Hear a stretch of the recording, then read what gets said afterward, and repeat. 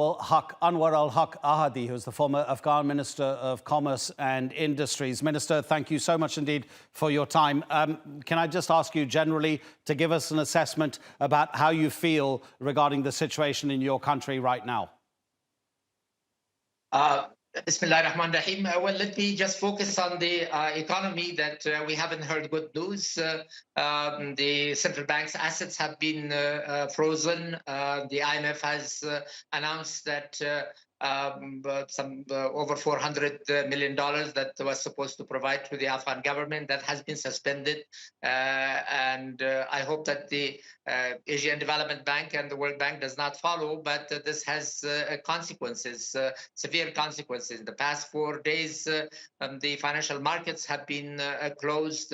Tomorrow they are supposed to reopen, and I think that the currency, the Afghani, has seen a great deal of devaluation in the market, although it's tomorrow we'll see as to how much is that, but the initial impact is not that good. I think your earlier commentator referred to the past 2-3 days. The Taliban have been able to establish their authority.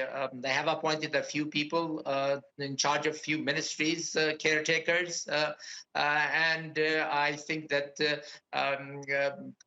providing or keeping control in Kabul, this is more than was expected, in the sense that in the past 3 days or 4 days, especially the way they came in, that they have done a pretty good job. But the economy is not in good shape, and I think that this will be very short term.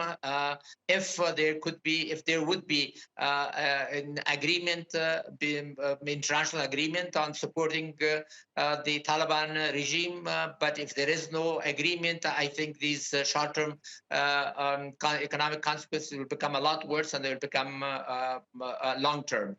So everything really depends on whether there is going to be a political settlement or not, and we are all hoping that there will be a political settlement, that the international community would somehow reduce its demands on the Taliban, and the Taliban at the same time will accept some international standards and accept the rights of citizens, and allow the participation of other groups in the political process.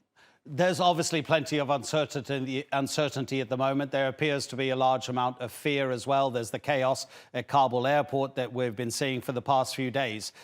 Amidst all of this, is it at all possible to gauge how popular the Taliban actually is? I mean, have they come in and taken control in the country just through the force of their weapons, or is there a certain level of popular support that they also have?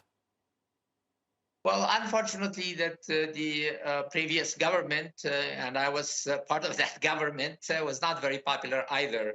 So that really helped them in this sense. But, whether they're popular, even if they were popular, people want results. What's their power has an immediate impact on their lives. And if security is not certain, the economy is not doing well, and there is a sense of uncertainty, that's not going to have a positive impact on people's life. We still don't have a president. We still don't have governor of the central bank.